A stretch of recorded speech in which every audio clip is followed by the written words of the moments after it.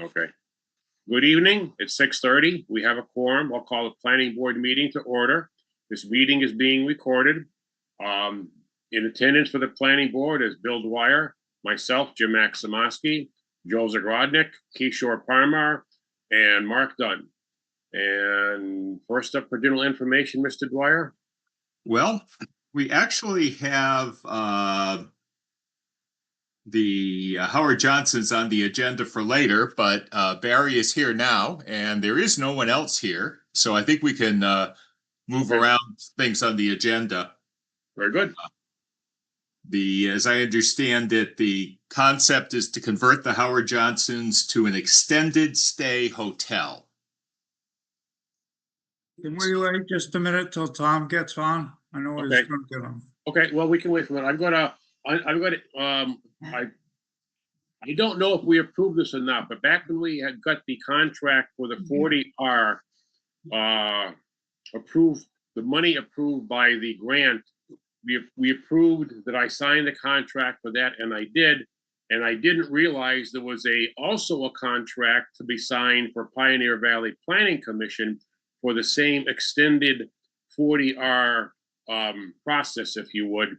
I don't remember if we approved that or not, but anyways, I never signed it. I never gave it back to the PVPC because I missed it. So I just want to make sure that we approve for me to, this chairman, to sign that tonight so I can get it back to them and make everything proper. I'll make a motion to authorize the chair to sign the 40R grant parallel contract with PVPC. I would second the motion as stated. We have a motion and a second. Any discussion? Hearing none. All in favor? Roll call vote. Dunn, aye. Dwyer, aye. Maximowski, aye. Parmar, aye. Zagrodnik, aye. Motion passes unanimously. Thank you very much. We'll get that signed and off to Kate. Yeah. I'll get it. Thank you, Jim. Sorry about that. Okay. That is Going down the list, we do have, I took a look at that dog kennel, and Mark pointed out they have the wrong address for the Valley Vet Hospital. But the application, let me share my screen, is... I didn't quite understand why it said new when they have one existing. But Well, that's the question. Do they, in fact, have one existing? I mean, this definitely says it is a new application, not a renewal.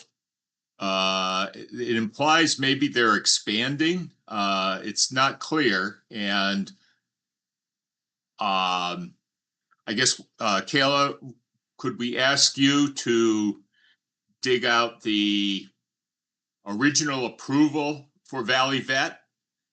Yeah, what is the address? 320. Is that the right address? 320 Russell Street, yes. Okay. I have the wrong address down for Howard Johnson's. The Valley Vet is 320. So Sure. and it would have been under the name Valley Vet at the time. And I don't recall if there were any amendments. But if you could just see what we have. You get on? And Is it the same company? And I said, I want to wait for you. I'm going to just mute Barry for the moment. If it is new, then they should be at least coming to us for a waiver of further site plan approval. It was originally something else, wasn't it? And then they sold it to Ted Diamond, or maybe it was already called Valley Vet. I think Ted Diamond built it, but I'm not sure. I think that's right. There was one there, and I think he tore it down and built the larger one, right? Because there was a smaller, almost like house on the east side, backed up toward that creek. And he tore that down and built the larger one. That's right. So I guess what we need to do, what I'll do is tomorrow maybe is write to Jessica with a copy to the building inspector that we need clarification on whether this is new construction, Jessica says something about recent changes to the law, but this is an application from, goes back to November of 2018. Hmm. So I'm not quite sure. If they haven't applied previously, it seems like they're doing something different, and a change of use going on to a different product. Could you just scroll down to where it starts talks about how big area going? That's the area. That whole stop. 60 by 17 main area, back kennel, side kennel, back. Okay. They have, they have a big outside area that's fenced in with like little divider where the dogs can walk around. And then they have inside like little, for lack of better word, little rooms for the dogs. Yeah. I'm not sure what all of these dimension and names mean. Yeah, and I think I heard that they may be planning to expand, but I don't know if this is incorporating that or not. Are those buildings or are those their kind of? Well, it's not clear from what Yeah. they've written there, but the outside walking, it's a big fenced in area. It's just a big chain link fence on both sides and the top. It's basically with a concrete floor, and it's got a chain link fence on all the other sides where the dogs can walk around, play, jump around, whatever it may be. And then inside they have completely enclosed, like for lack of a term, little rooms for the dogs, and you pay according to how big of a room you would want for your little puppy. Anywhere from like a three. I'm gonna guess say like a 3x3. Was that probably kind of small? It's bigger than that. To something as big as maybe like 6x8 or 8x10. So. With different graphic themes. Yeah, right. And there's different fees for the bigger one. The bigger the area, obviously they charge a bit more and stuff like that. Yeah. But it's hard. It's not clear. Right. It's not clear from what those dimensions are, if those are existing or new. Hmm.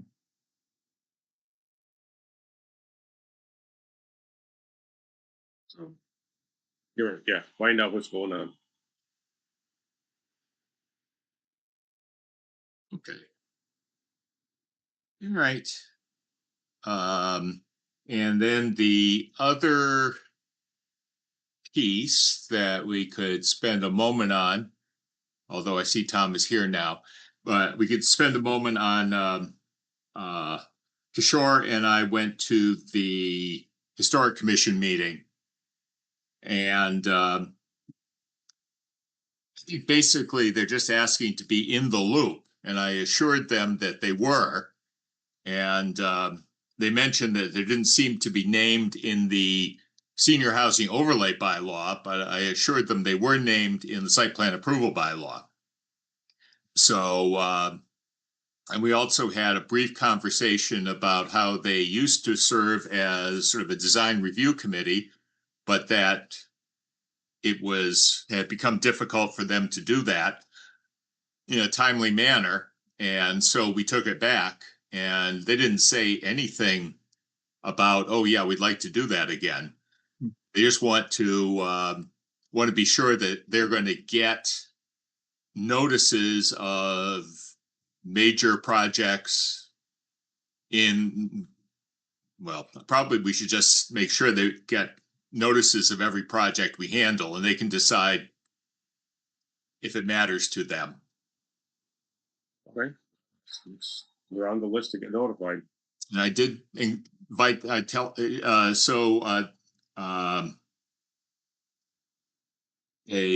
did ask, what is our role as the Historical Commission? And I said, well, technically you don't have an official role, but you get notice. You have every right to weigh in with your opinion. Yes, correct. So I think we left them happy. I don't know. You stayed a little bit longer than I did. I don't know how much longer you hung in there. I just stayed there for a minute or two longer, just to make sure there wasn't any other follow-ups they seemed satisfied with the answers you gave them regarding being able just to look at the plans and getting input and being on distribution when plans come through. I think that's what all they were looking for. Okay. Any Reedy? Howard Johnson's? Howard Johnson's. What Hey, does- Jim. What does extended stay mean? For us, it means greater than 30 days. And so part of the deal with so this is the same owner that owned Econo Lodge, and when they sold it, they put a restriction on it not to be used. And I didn't look it up, but I think it was hotel. Here in this sale, they put a restriction on that it couldn't be used as a hotel except for extended stay, which is the use that it has been most recently. And so it's, for us, like I said, greater than 30 days, we can't do because I think they wanted to avoid competition, transient stays. But folks can stay 31 days, 30 days, 31 days, 60 days, 90 days. I mean, I think Barry, there's been somebody in there for pick a number of maybe years, and I think she pays on a weekly basis. It's just what she's decided to do. So that's, we're keeping it essentially as is. Barry's going to make some updates to some of the rooms. Exterior, you'll see some painting, like the signage changed, so it's no longer flagged as a Howard Johnson's. It's not reflagged. And Barry will paint it, put some plantings, beautify it, and then really keep it as is. Mark knows we've been talking to him a little bit, or I've been talking to him about including this parcel in the smart growth overlay district. So these are not, they aren't apartment units. So if in the future this parcel was put in the smart growth overlay district and then Barry looked to develop some or redevelop some or all of it into apartments, I think the town would get credit for all of the units as new units at that time, because currently apartments aren't allowed in the zoning district. So it really is like a status quo extended stay. And I think Barry, there's like 70% of the folks there are professionals, employed workers, et cetera. I think some professors, some visiting professors, some students, but it's extended stay. There's no quote unquote independent living facility in the unit. There is not a range in there, and it's not an independent living facility. That's what I asked. So there's no kitchen facilities within the units. No, there's little kitchenettes, I guess you would call it. Nothing to go to a hotel or something that you'd find. Precisely. Yeah, precisely. Okay. The question is, does it need a zoning change? Is it gonna be apartments? And what does an extended stay mean? I mean, there's always been extended stays in many of the hotels when they were not doing well. And it was kind of wink, wink, nod, nod, look the other way. But this seems to be more of a quantum leap. And are you looking for a zoning change? We are not. As I mentioned, if there is inclusion in the smart growth overlay district, I think that would be welcome to allow some increased density for a redevelopment. I mean, as you know, it's just expensive to build anything at this point. But,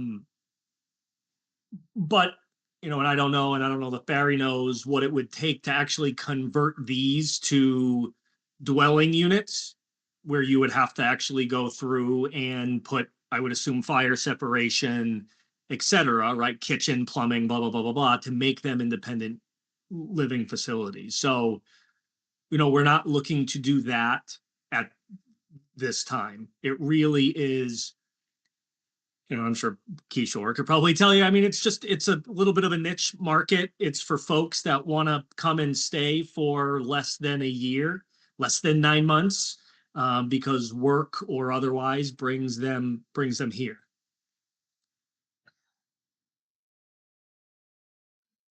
You don't know if we have authority to say this, to grant this. I mean, it's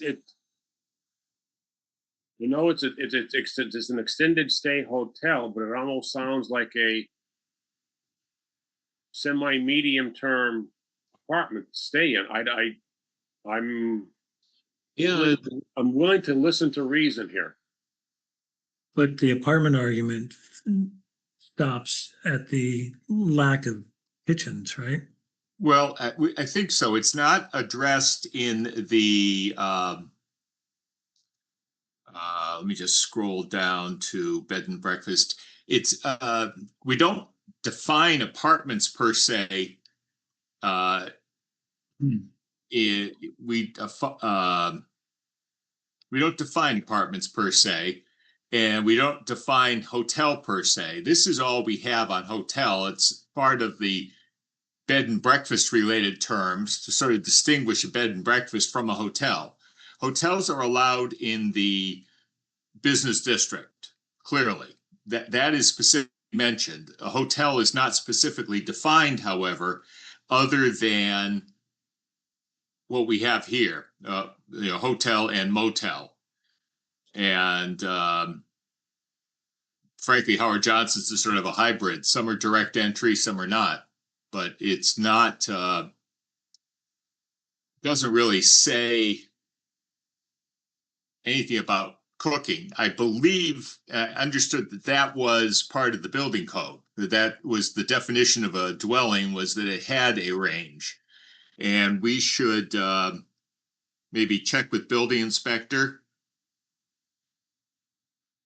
Yeah, isn't the front building that parallels Route 9, that's well, what I think of as a hotel. if we Internal try to- corridors. Mark, if we try to look for areas or something that we think would be okay, the zoning bylaw, usually this is when Bill comes in and gives his legal interpretation, is written in an exclusionary factor. Nothing is allowed in the town of Hadley except what is mentioned. So if it is not mentioned, it is excluded. So we do allow hotels. That's specifically mentioned in the table of uses. Yeah.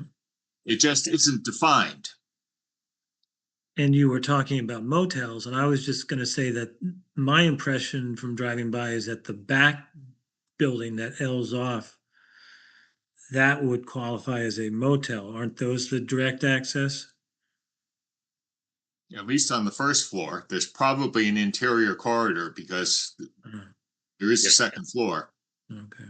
There is. There is no direct access. Each of them on all floors have a patio, but the entrance door to the units are from an interior patio, corridor. Oh, so it's all double loaded corridor. Okay. That's correct. Got They it. do, Barry, they do have sliding doors though, right? The first Yeah, floor would but- have sliding door. They all have patios, either above grade or on grade. Yeah.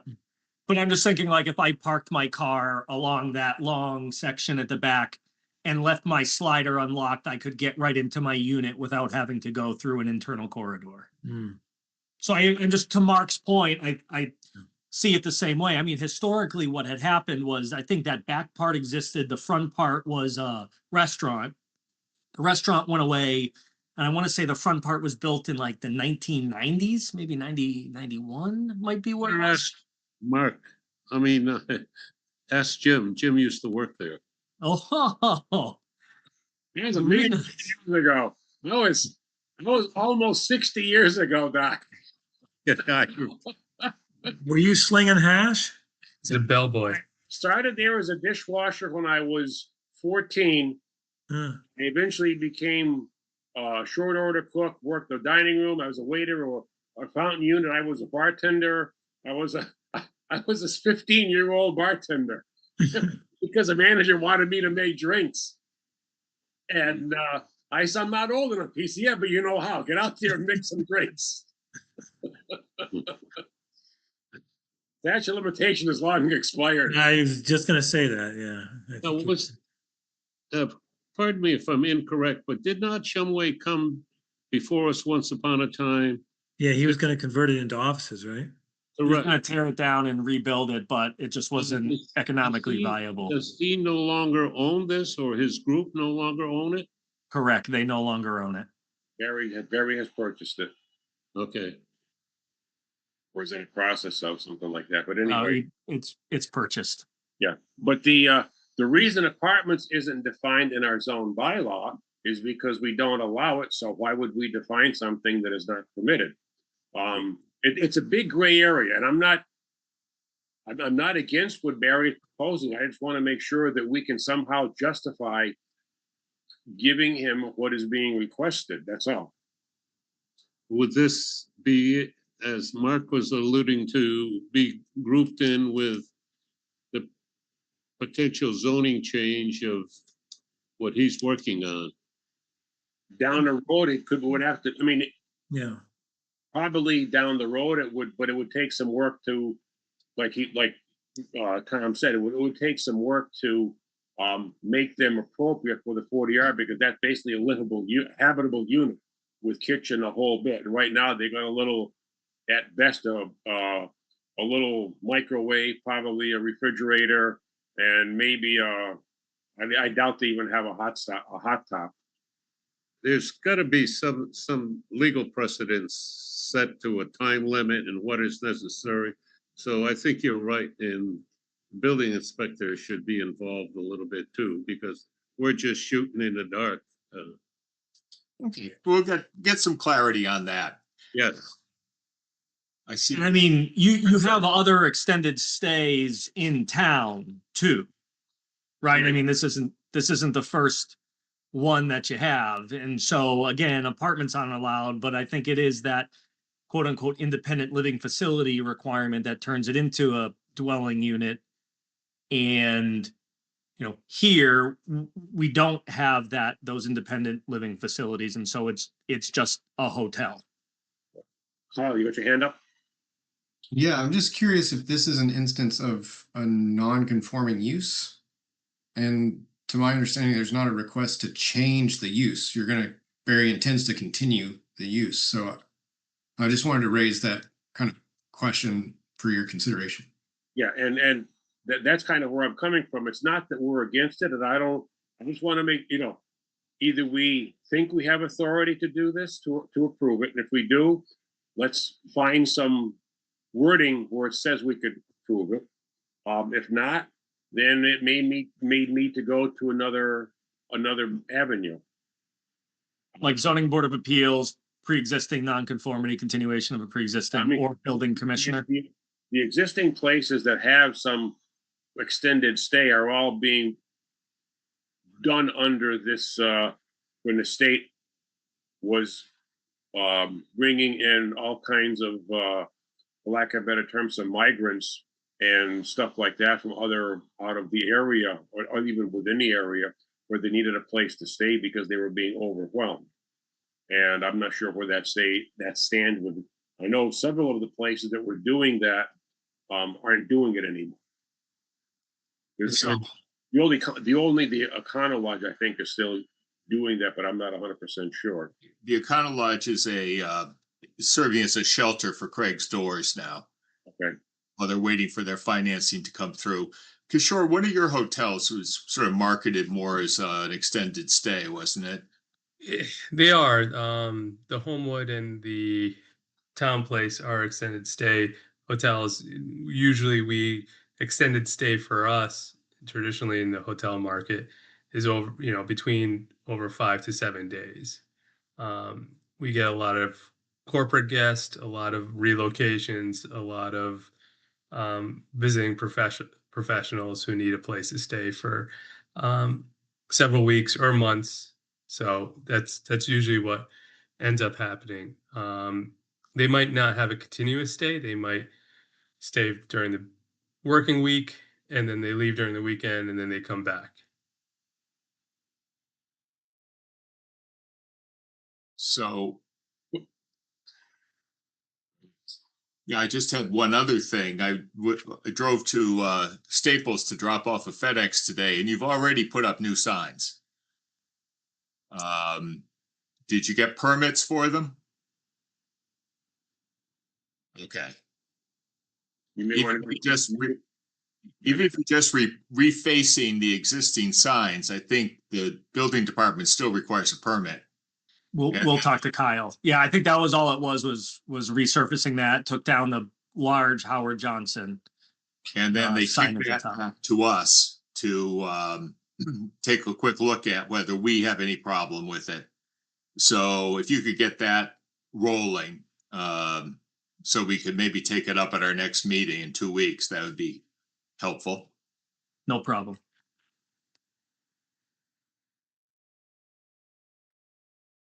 So I think maybe we want to just, we're not telling you to stop, and we're not asking the building inspector to issue a stop. But I think we would like to get a little more background on this, and maybe just give a thought to whether you do want to go to the ZBA for a finding. That might be a simple way to solve the problem. Okay.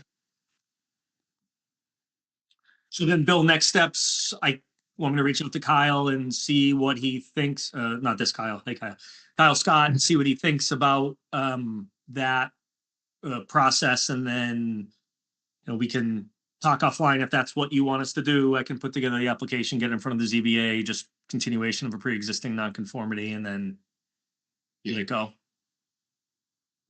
and the sign. And the sign, yes, and the sign. Well, is it not in the business district? It is. It is. It is or it isn't? It is in the business district. So it's a hotel, so how is it non-conforming? Extended stay. So, I mean, it's one thing to be extended stay for 2 or 3 weeks. It's another thing to have an extended stay for 6 or 7, 8 months or longer. But if we don't clarify that in our definitions, can we call it non-conforming if we haven't said what, or maybe I missed that. in the That's definition. exactly my point, Mark. Yeah. I just want to make sure that if we say yes or no, or if you need this, we have some reasoning for saying that. Yeah. Oh, I was just trying to spare him going to the ZBA for something that may not be necessary, but. Well, as Joe pointed out, it's not explicitly authorized. And although we allow hotels, we don't define hotels. Hmm. So accept that very skimpy definition that's part of the bed and breakfast. So I think it is a gray area. And I think getting a ZBA finding is not a difficult task. It does not require a public hearing, doesn't require legal notices, just requires convincing those 3 people that you've been doing this anyway and no one's said a peep. So let it roll.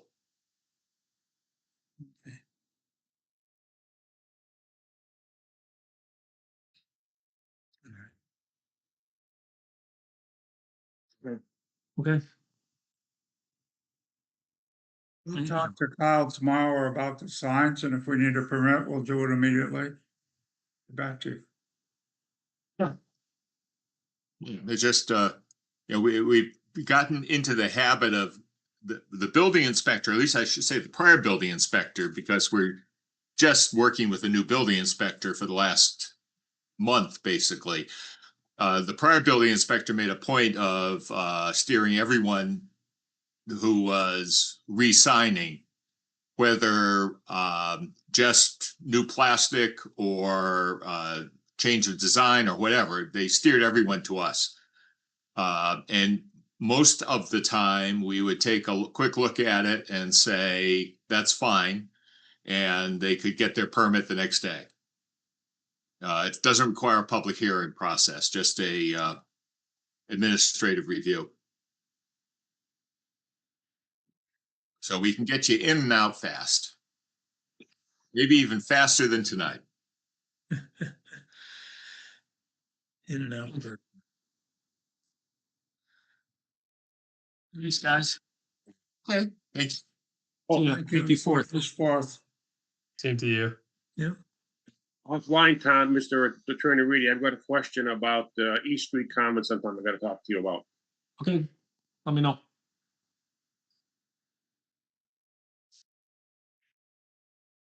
All right. Well, we've shifted everything from the bottom of the list to the top and shifted Kyle around. Probably should finish with him so we can send him home. Yes. Probably is home. Are you, Yeah. what? Yeah. Thank you. Mr. Kyle. Well, we got a few things on the agenda to review. I think first off, let's jump into this new fiscal year. Thank you all for getting that signed and sent over. And I do have a note that I need to return the executed contract once PVPC assigned it. So Jim, I'll get that back to you ASAP for your records. And notes from the last meeting, there were some questions about the scope of work, our work program. So I sent over on Friday some quick little revisions and happy to discuss that further. I added some timeframes for the two items that are most recurring over the years. I think we're at a near final state of the permitting guide. Would be happy to review that with everyone tonight if you'd like.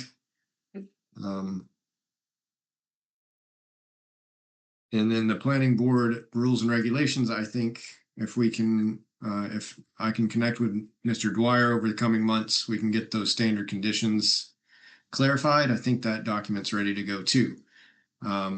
Reviewing the AG's determination on the ADU bylaw. I don't think there's anything of substance to really revise in the planning board rules and regulations. Town council has agreed to write the corrections and get them to us for a future town meeting to be voted on. So they're going to tend to that. All right. Yeah, I saw that at the bottom of the agenda, you have some additional topics to consider for special town meeting. Will the planning board be looking for PVP support on parking requirements or maximum business size discussion? Parking requirements, I would guess, yes. Building size, what we're talking about there is, right now, there's by petition, many years ago, there was a petition put forward to limit maximum building size in a business district for, I think, 75,000 square feet. And I'm considering or suggesting the board to review that to just eliminate that entirely. And get rid of the 75,000 square feet. I mean, big box stores basically aren't being built anymore. But, you know, what if a, some kind of an office wanted to move in, or I don't know, some kind of a convention center or redo something, I'm just like to have the planning board consider, should we eliminate that one little size? It's not a little size by any stretch, but that one phrase. Right. By approving or looking at the parking, we're almost putting the cart before the horse. We really don't know. Are we going to go along with smart growth? For example, instead of just apartments, have it very similar to across from Ginger Garden, that building that Barry put up, that is, have offices or businesses on the first floor and apartments on the second and third floor. And so if we're going to be kind of conforming to what the state wants us to do, that quote smart growth, that would be a plan that is businesses on the first floor and apartments second and third floor. And then the businesses are going to want a certain number of parking assigned to them, whereas apartments that will be a different assignment. So, Yeah, I mean, yeah, is there gonna be a different parking required for mixed use, commercial, residential? changing, revising the parking requirements will take a real hard look at certain things, because if we change it too much and we make it very use specific, we could really be hurting ourselves down the road if the use changes. Correct. And, you know, I'm going to give you an example. We design it for option A, which is a low parking use requirement. Option B comes in, which is a much higher use requirement. Now they don't have enough parking. Where does the parking go? So we just got to be careful on what we do there. Right. So parking will be a necessary discussion for discussed 40R. In an entirety, not just separately initially. That's what I'm saying. From a global point of view, we've got to look at everything. Yes. Which is it on? Is there a side street where people be parking there? Will they be parking in the neighbor's property? So all of that. Okay, that's my 2 cents. Okay. Yeah, sorry to cut you off there, Joe. I think, parking, we'll have to have the conversation in regards to the 40R overlay. And it looks like you also need to discuss parking for the ADU revisions, but town council is going to attend to that. I think the 40R project may be kind of a natural springboard to parking requirements town-wide across all zoning. So I don't know if it would necessarily be a topic to bring to a special town meeting, but maybe we'll have time to get into the weeds and talk through all of those different scenarios and considerations in time for annual town meeting in 26. It'll never make fall town meeting. Oh, no, yeah, that's Sincerely doubt we would get a good discussion and even have it ready for a year from now, because this is, I mean, we all have experience, good or bad or otherwise, with places that were parking for one thing and they changed the use and now they didn't have enough. Even some places that we design per our current standard, Mhm. 2 for 1 are not enough parking. So we've got to be a careful look at that topic. Okay. I know the intention is good to allow more dense in some cases, but it's a double-edged sword. Well, we will definitely keep the planning board abreast as the 40R group works through the topic.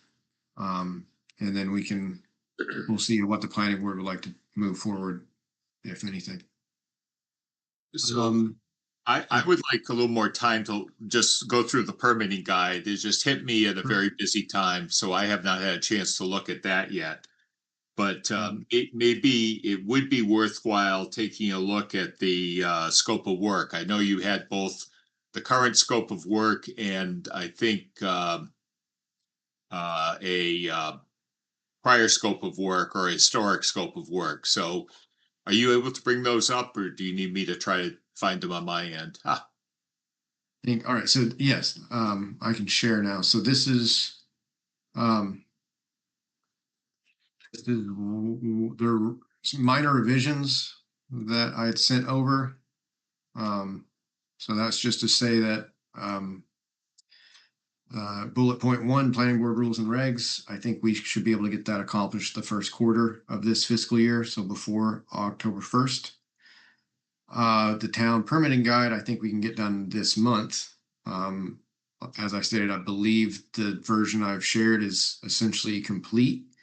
The outstanding task was really waiting for the Attorney General's decision on the ADU. I don't think the decision impacts the information provided. So I think it's good to go. I would just, again, I would appreciate, and I think, Bill, you're doing your due diligence, take your time to review it in detail. Also would invite Kayla's review, and it sounds like there's a new building commissioner since I was gone. Someone Yes. Great. Yeah. Kyle Scott. Okay, so that's the Kyle. Okay. Yeah, so I think having, the building commissioner take their time to review and double check it would be worthwhile. And if everything looks good, it's on the town to adopt and publish. The zoning bylaw, there was no real notes to that. Those are kind of standard placeholders. If the town council is tending to the ADU topic, I don't know if there's any housing related zoning regulations to review and update. Bullet B, 3B, that was outstanding from last year. We had talked about focusing on the fees in lieu. We never really got into it because we shifted the fiscal year 25 work program to support the 40R project. So that still is sitting there and can be amended or excluded per your preference. 4, 5, and 6 are just kind of the standard tasks. I did not have the time to, but I could circle back and do a review of the master plan implementation matrix to see if there are outstanding planning board assignments that have not been looked at over the past few years. This was a quick table that I created just reviewing the scopes of work from planning board assistants contracts from fiscal year 2012. So you can see that the topics that have gotten a lot of attention over the years, most recently and ongoing, are planning board rules and regs and the permitting guide. You can see the zoning bylaw amendments that have been looked at most recently. Again, we started to look at inclusionary zoning, but housing has been reviewed the past few years. Senior housing and ADUs were topics that got brought up. And then, yeah, there are, as I said, there are some planning board specific topics that are mentioned in the master plan that I could circle back to and see if we want to include any of those. Apologize for not getting into that for this meeting. So we'd actually like to get a little deeper into it than that because no one else is paying attention to it. Yeah. So there are some tasks that were assigned to the select board, board of health, Yeah. what have you. And I think we'd like to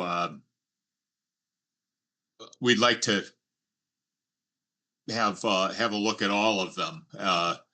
Honestly, it's almost time to do a 10-year update again. I think we're about 7 or 8 years in. So I think it would be good to have a conversation. We still are working with an interim town administrator who has a few other things on his plate. But I think we would like to, I would like to maybe give that a little more attention. I agree with Bill that maybe either next meeting or the meeting after, just have dedicate one meeting to kind of review the master plan and where we stand with the assignments and what the account. I mean, we have done some stuff there. There's no doubt about it. We probably haven't done all that we're supposed to do. So let's note those and see what we can do with some of them. Yeah, we had a big hit with COVID in the middle of it. So, that was 2.5 years that not much happened.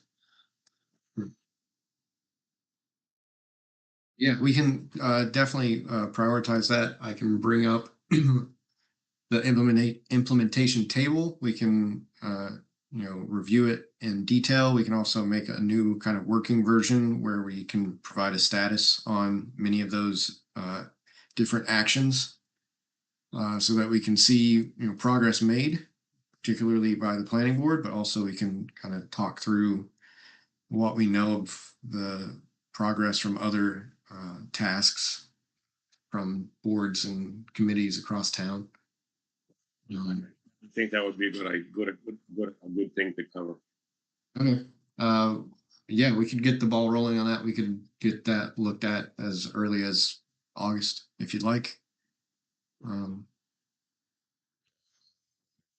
won't Good. be for the first meeting in August. I will be away, but I am not sure if I will have access by my computer. I intend to bring it with me, but I'm not sure what kind of access I might end up with. Yeah, I'm always away that first week, the first full week of August, so I should have Wi-Fi access.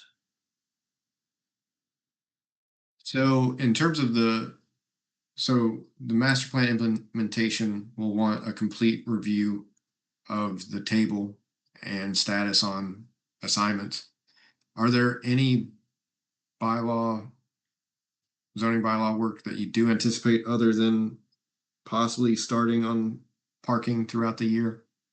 What, were we gonna look at the map today, Kyle? Oh, I have it ready to go if we want to look at it.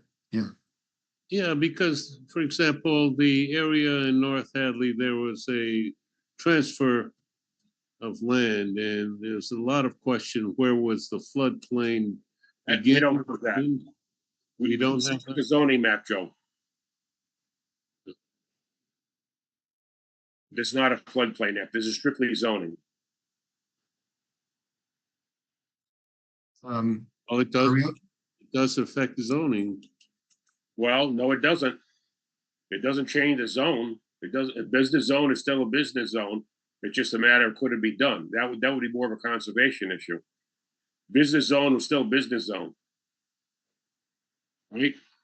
300 feet is still 300 feet, regardless if it's a floodplain or if it's a middle of, or if it turns into a pond.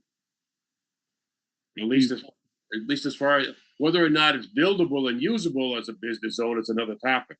Well, that's why we can't not absolve ourselves of any responsibility. We have to be aware that you can't put a building there. Okay. Yes. Okay. So you sent the zoning map around earlier, Kyle? Yeah, apologies for just getting it out this afternoon. It came to me late last week. It's okay. And I think you're gonna have comments. I generally have comments, but I'll defer to you. So One graphic comment was that the yellow on the rural would just Yeah. didn't read well. right. So a quick little context. The zoning map that's on the books currently, the official map, has I think 5 to 6 locus maps, little call out boxes that fill the void, the negative space, kind of to the west of the town's geography. Yep. Our GIS specialist had to do quite a bit of work to kind of recreate all of that with current files, and was hoping to make a more simplified singular map. And as Mark's already pointed to, I think not exactly hits the target, but I think a good first attempt, and I think a bit of work was put into this, but it is designed and laid out to be, I believe, 36 by 48 inches. So it's a large file. So that's why when you open it up as a PDF, it looks very small. You have to zoom in. But that's why, my immediate thought is that the legend is too small to read. Mark has pointed out that the rural senior housing overlay district, the newest overlay, which is present, it's yellow. It's hard to read, at a distance. You could share my thoughts, but again, I won't take up the time. I would, at this point though, welcome any feedback and we can definitely get some more attention onto this task. We have set aside, the PVPC sets aside what is called local technical assistance for GIS for map work. So I can coordinate with Bill to get that official request put in so that our GIS specialists can return to this task and rectify some of these critiques. But to my understanding, the intention was to create a singular zoning map so that the base zones, the districts, are solid colors. And then those overlay districts are actual, over layers that kind of fit over it with different hash marks, colors, and orientations of the hashing. The Tax parcels are also included based on fiscal year 21. Yeah. question for you. Sure. You would assume this zoning map is created in layers. Yes. Yeah. I know the goal was to put one map together with everything on it. And after looking at it, I don't think anybody can disagree that it is probably too busy. Yeah. And that's, well, it's on paper and we have that. But the good news is if it's in layers, I guess what I would like to see is probably change some colors. Obviously, I'm not sure what the color should be, but that can be reviewed a little bit. But print out probably one map with everything as a reference, and then several maps such that one map has 1 or 2 zones on it, another map has another 2 zones on it, et cetera, et cetera, et cetera, so that we can kind of see what everything looks like. Now, let me ask this question. Can you print this on relatively clear paper or clear plastic? We don't have the capacity to do that in house, Okay. but we could look into getting that printed. My general comment here is, and it can be discussed, a map with or multiple maps printed on relatively clear paper, plastic, I don't know what the right word is, Probably such that, let's say we Mylar. wanted to overlay map A onto map B, or map F onto map A, or vice versa, or whatever it might be, for whatever reason, then you could see. Even if it was this, I mean, well, this is. So you're talking about like kind of like a book and like a binder and it flips over like they used to have ones. Yeah, but it would have to be a very big one. That's the problem. I mean, Yeah. The other option is, and we couldn't do this individually on the computer unless you actually had the program. But I don't think you can copy a PDF and overlay it onto another PDF, because that's what these are. I don't know if you can or can't. There might be a open source viewer that could, you could select layers. I'm not sure. Yeah, I mean, if that was the case, that would be ideal, to give one electronic map where you could take out, all but 2 layers or 3 layers or whatever the case may be. And then you could individually, without even printing them, just overlay one on the other so we could see where, without all the busyness of a full zoning map, you could see, a couple of zones or whatever it might be, one over the other. And especially with the parcel map, that's really helpful. So Jim, to some extent, we can do that already. Kyle, can you stop sharing for a second? Oh, yeah. Now, let me bring up the Online. G-Online database. Yeah. And so we can, let me share first of all. And share. And get it a little bigger. Just for proof of concept. So we have the zoning map. And we have all of these individual districts. So I think we can get it to show, well, not sure. Maybe I have to zoom in further. You do, yeah. I think you have to click the overall zoning map. The circle next to where it says zoning map, Okay, up above a little. Like right underneath property map. right underneath property map. Okay, so I'm in zoning map. So you have to check it. You have to check that. Okay. And then, okay, so yeah, that gives us the wireless communications overlay, which is the business district Mhm. plus existing structures.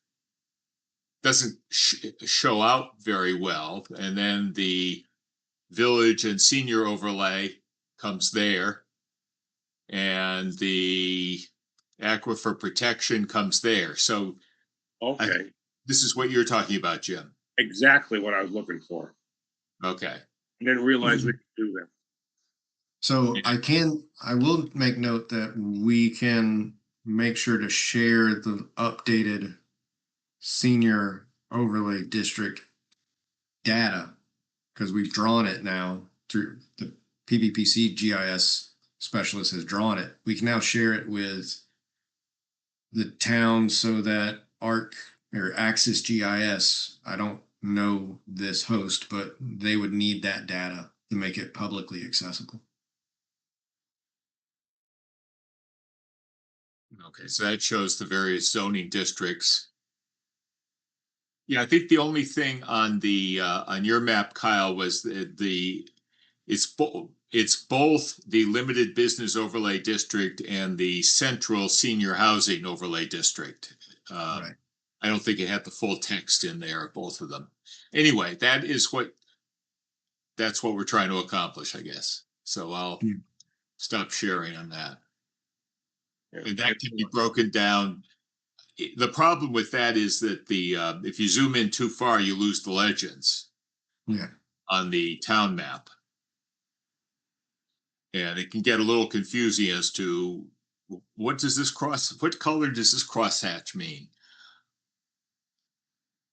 But you can see what it applies to an individual lot.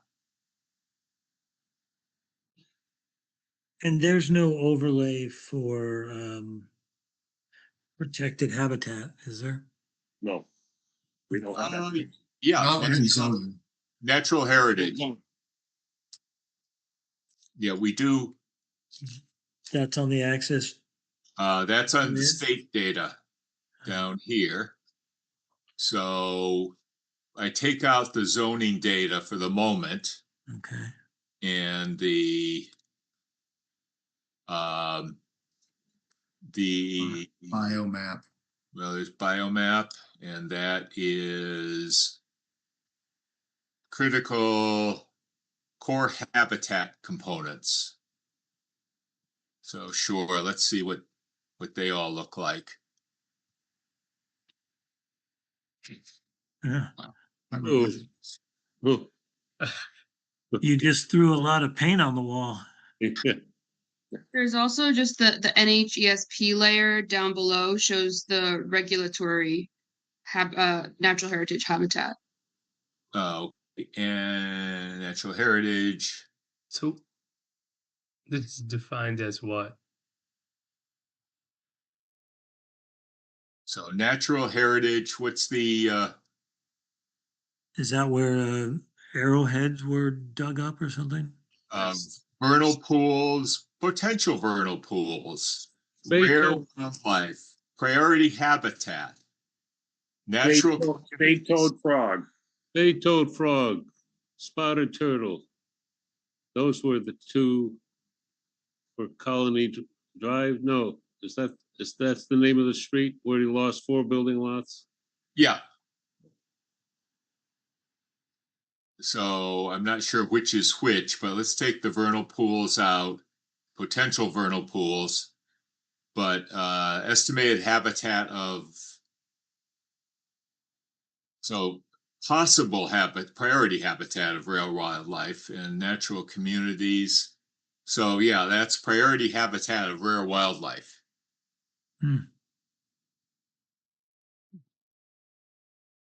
Basically my front yard. Pretty much the wetlands.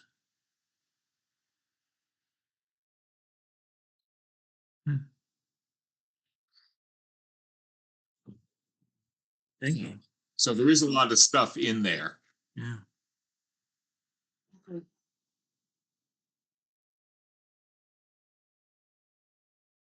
Not all of them impose complete building prohibition. If the state pushes too hard, then that's a regulatory taking. So they have to allow you to do some things with your land, just not as much as you wanted to. But all the court cases, Bill, have been ruled in favor of the spade-toed frog or the spotted turtle. And one of them was Putnam, the guy in when he was in Wilbraham, or that owned the TV station. He Yeah. pushed it hard and he lost.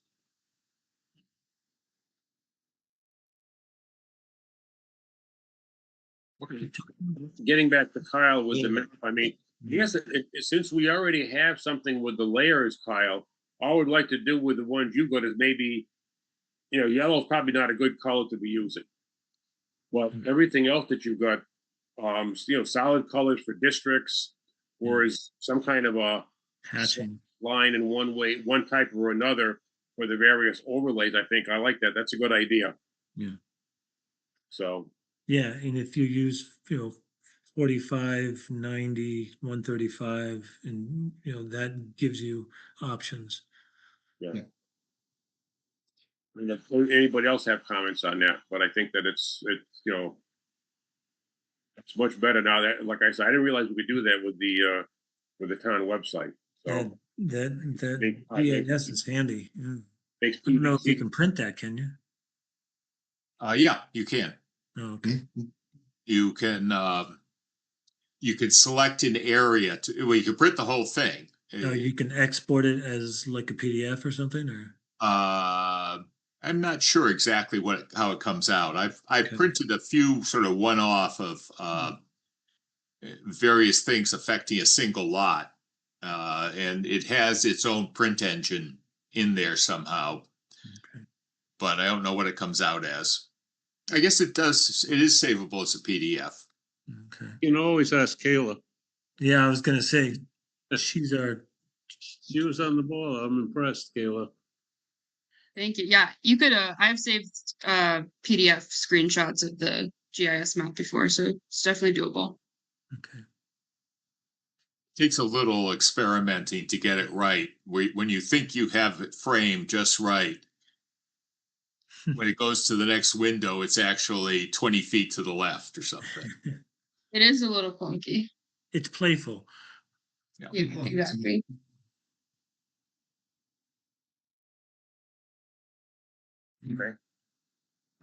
Great. So I've got notes for some revisions to the colors and symbols. And we'll get that turned around, should be within the month. So before you go too wild on printing that, we have adopted the central senior housing, the renamed senior housing, but we don't have sign off from the AG on those yet. Okay. Oh, on the central and the rural? On this, Right. The renaming of them. Right. I'm sure it won't be a problem, but better, don't be in a hurry to do anything with it. okay, Other than making a change on the computer, don't be in a hurry to print anything. that sounds good. All right. And then you and I can just try to get together to deal with standard conditions. Maybe we can loop Kayla into that as well. because I know that a lot of what the Conservation Commission works with are pre-printed forms from DEP that have lots of standard conditions. So that's, ideally what, and I know I have some sample language that I think you sent and that maybe Ken Comey has sent. So maybe I should send you and Kayla what I have. Okay. I know you sent me some, which basically was a lot of the stuff I'm already using. Ken brought in a lot of other language Mhm. that might be more complex, but if we're just doing it as standard, if we can get down to a one-page decision and then tack on 4 pages of standard conditions without having to read through all of them, that would be heavenly. Dream. Yeah, so just feel free to share, Bill, what you'd like me to start from, and I can reach out and try to coordinate some meeting time or back and forth or some way to share the work with you and Kayla, and we can proceed.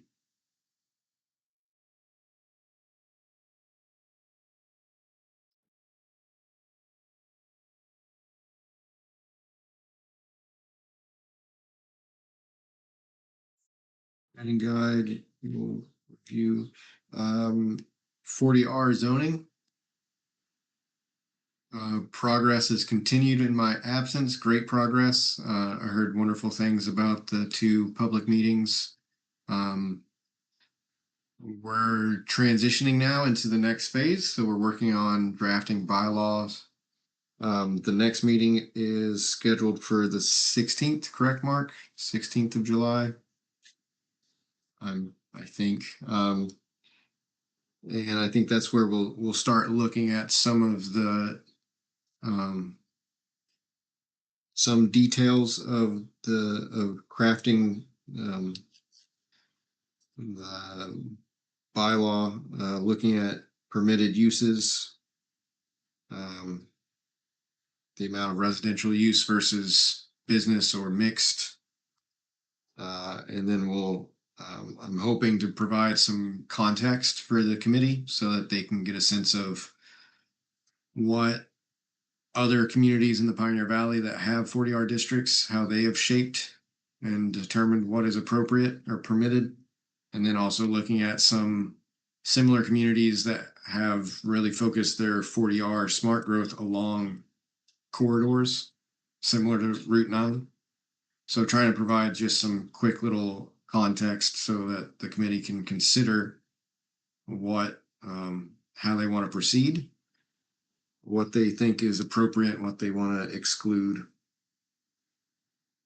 And then we'll start to really make that document and then give it back to the committee to start doing their review. And it'll be kind of an iterative process, but trying to give as much of the document to the committee so that we can just get sections signed off. And then I think once we get it fleshed out, then we can consider, are there further conversations with different stakeholders? Do we bring it back to the community in another public meeting type of forum where we go through some of the details? We'll discuss that over the coming months. We're going to meet in July once, and I think we're going to meet once in August to allow everybody to enjoy their summer vacations. Mark, correct me if I'm wrong, but I think that's kind of the goal for the month or the summer months. And I should be able to get a draft agenda to you and Kayla this week. I don't see it in my schedule, but the 16th sounds right.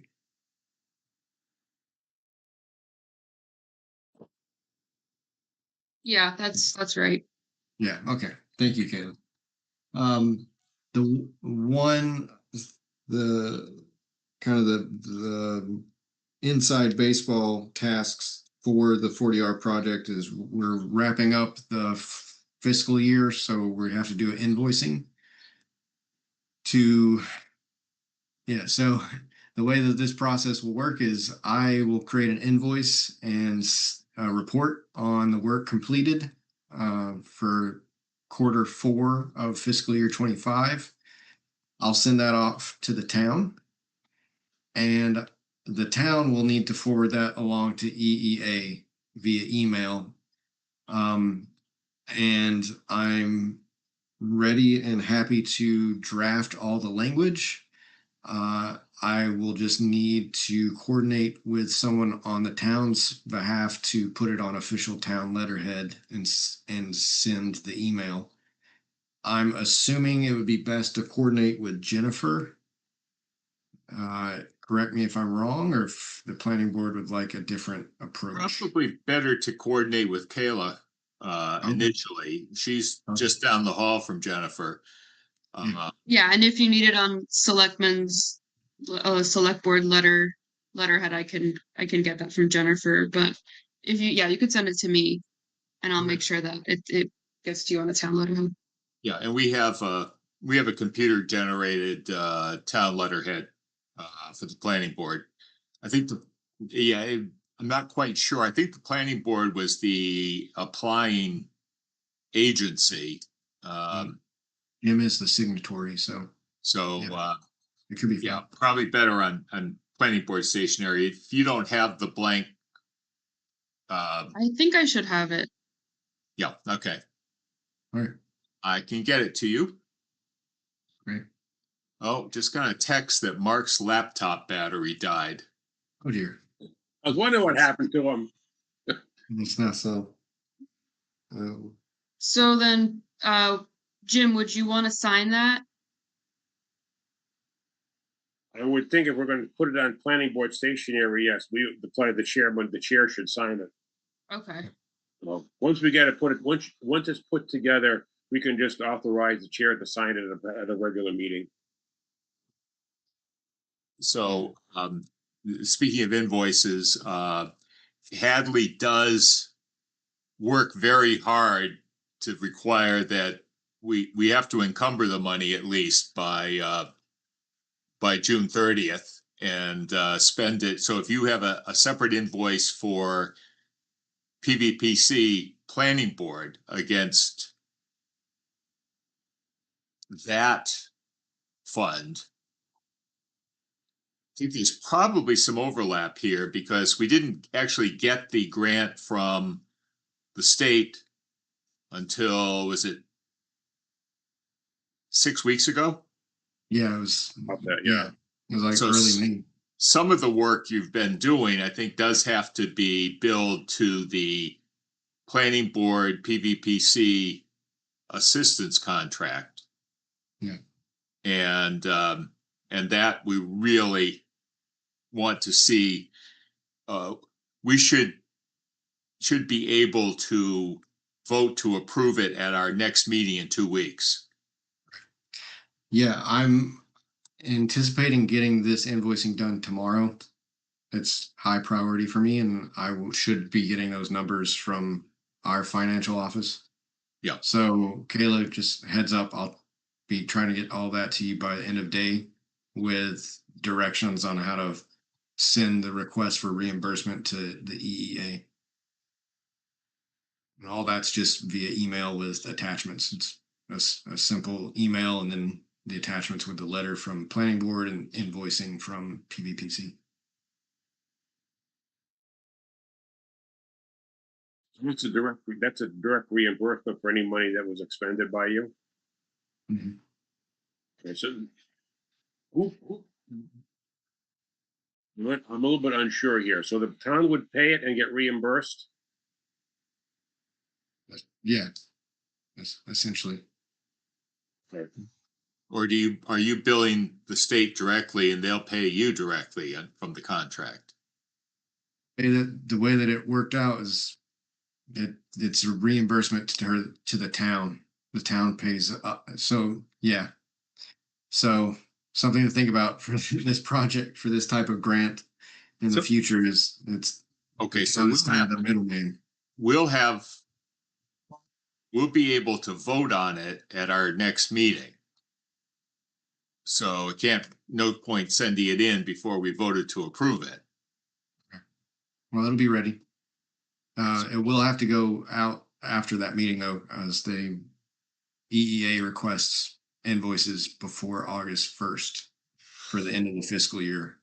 Okay, Well, the next meeting is in 2 weeks, so you got still it's the 15th.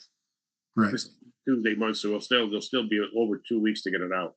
actually, I'm completely off base here. You're already too late for any billing in FY 25 For the town. to the town. Because that ended yesterday. Unless we go, we usually do have a few bills that we pay at fall town meeting. But it requires something like a 3/4 or 90% vote of town meeting to pay them. Most of them get paid, most of them aren't big, but yeah, we're really big on that June 30th being a hard day. Yeah, but then if you gotta wait till town meeting, you're not gonna get paid until into December. So I think that the accountant is processing FY 25 warrants until Thursday, July 3rd. Okay. Yeah, we got a memo that the final invoices are due Thursday, July 3rd. You have any idea what the amount would be, Kyle? I think based on my calculations, it's a total of, let's see, I've got it written down somewhere else. Do you know how long it takes a town to get reimbursed? It is $6,968.09. How about if we make a motion to authorize the chair to sign an invoice up to about, say, $7,500, not to exceed $7,500, depending in case your numbers are off a little bit, to pay PVPC. This is for the 40R district? For the 40R district. For the 40R district. That way, when it comes in, Kayla, get it to me. I'll sign it, bring it to the accountant, get it paid, and then it can go forwarded accordingly. So just to be clear, we're authorizing spending up to $7,500. What should I submit to the accountant? You should have the correct invoice tomorrow. Okay, you will get, okay, great. Because we're simply voting for the chairman to sign the invoice, but the correct amount will be on the paper tomorrow. Okay, gotcha. That way we don't have to wait 2 weeks, and everything's gonna be extremely delayed. So the motion is to authorize the chair to approve the PVPC billing against the state grant contract. Mhm. What was the agency again? Energy and Environmental Affairs, EEA. PVC billing against EEA grant to $7,500. Not to exceed whatever, yes.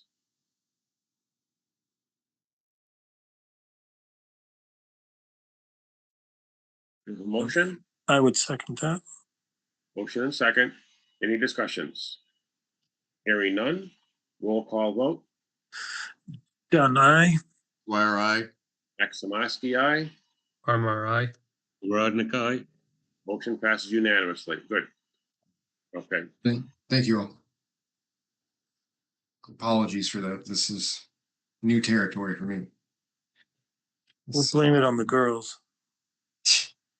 Definitely not firing on all cylinders every day. Plenty of confusion. it won't be the first time they've been, No. or the last time. No, it won't be. All right, Kayla, I will be in touch with you tomorrow with all that Sounds information. good. I am, hold on, I just want to pick the, hold on here. I don't want to. No.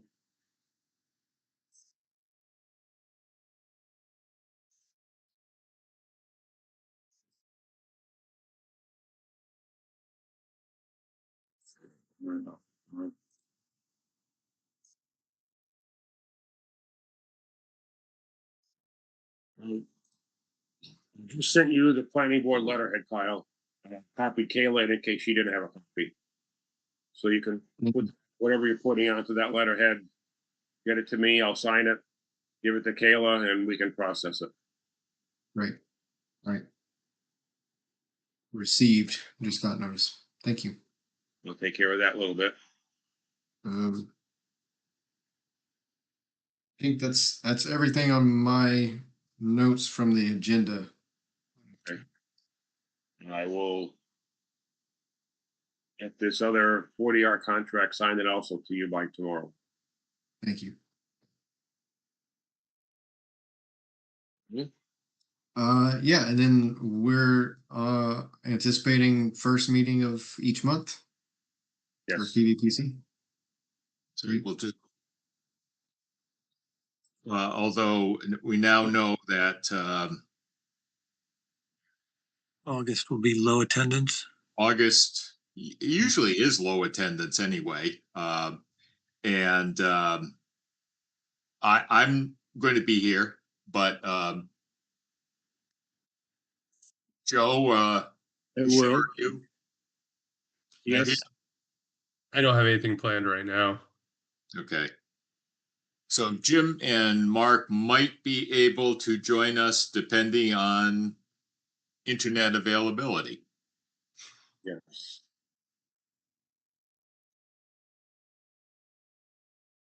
So maybe if we are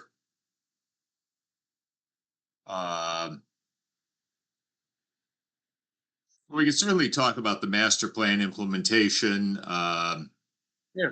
Maybe we can work more on the standard conditions. If everybody gets a chance to look at the permitting guide, I'd suggest just sending comments directly to Kyle. And we'll and we can sort of go over everything again at the next meeting in September. Next one after that would be September 2nd. Labor Day? Day after Labor Day. Okay.